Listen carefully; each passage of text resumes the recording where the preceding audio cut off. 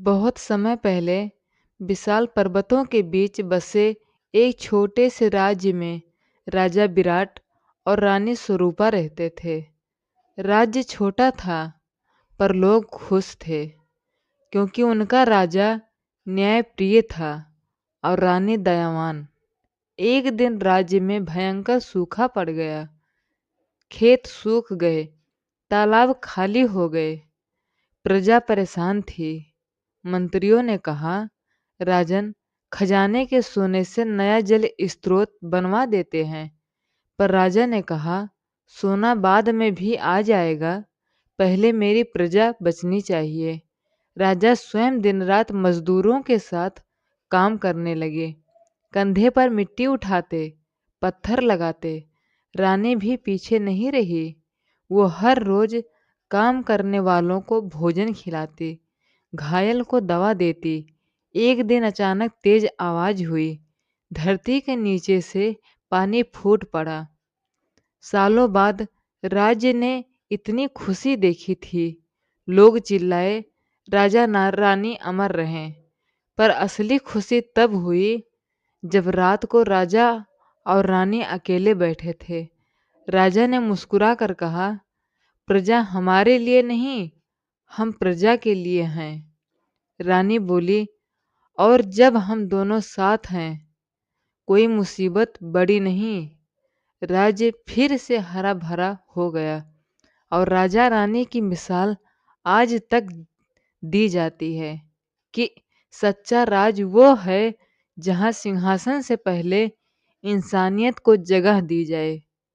सूखे के खत्म होने के बाद राज्य फिर से खुशहाल हो गया था। लेकिन किस्मत ने एक नई परीक्षा तैयार कर रखी थी। एक दिन पड़ोसी राज्य का दूत आया और बोला, महाराज, हमारे राज्य में भयंकर बीमारी फैल गई है। लोग मर रहे हैं, दवा पानी सब कम पड़ गया है। कृपया हमारी मदद कीजिए। सभी मंत्री घबरा गए। राजन, अगर हम वहां गए तो बीमारी हमारे राज्य में भी फैल सकती है। सीमा बंद कर दीजिए।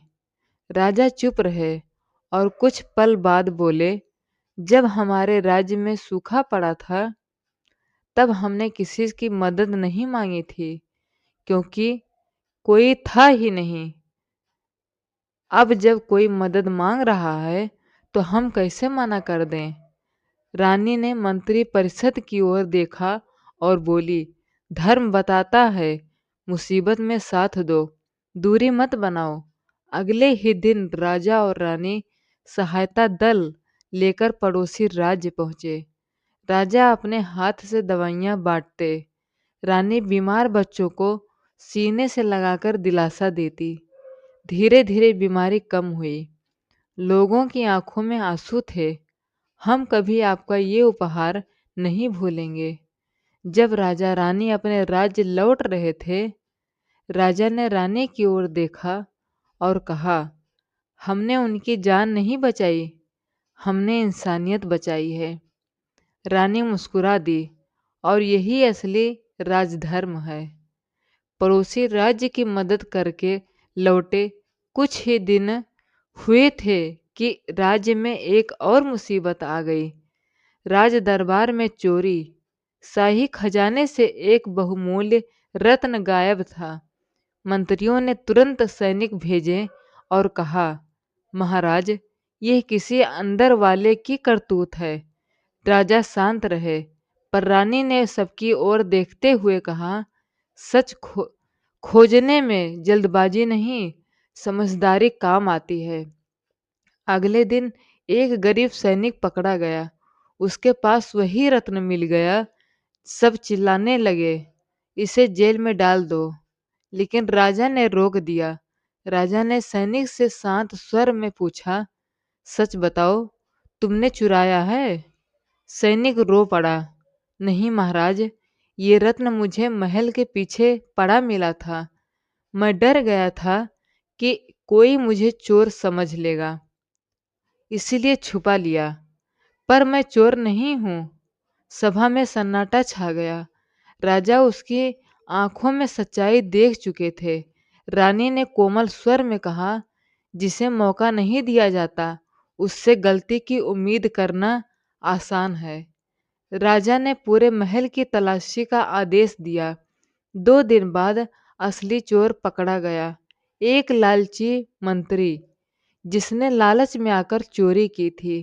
राजा ने उसे दरबार के सामने कहा, जब सिंहासन पर बैठा व्यक्ति न्याय करता है तो मंदिर में बैठा व्यक्ति भी डरता है। राजा ने गरीब सैनिक को सम्मान देकर कहा, गलत आरोप लगने से बड़ा जुल्म कोई नहीं। सैनिक रोते हुए बोला, महाराज, आपने सिर्फ मेरा नाम नहीं, मेरी जिंदगी बचाई है। रानी ने धीरे से कहा, जिस राज्य में राजा रानी इंसाफ को माँ की तरह पाले, वहाँ न्याय कभी अनाथ नहीं होता।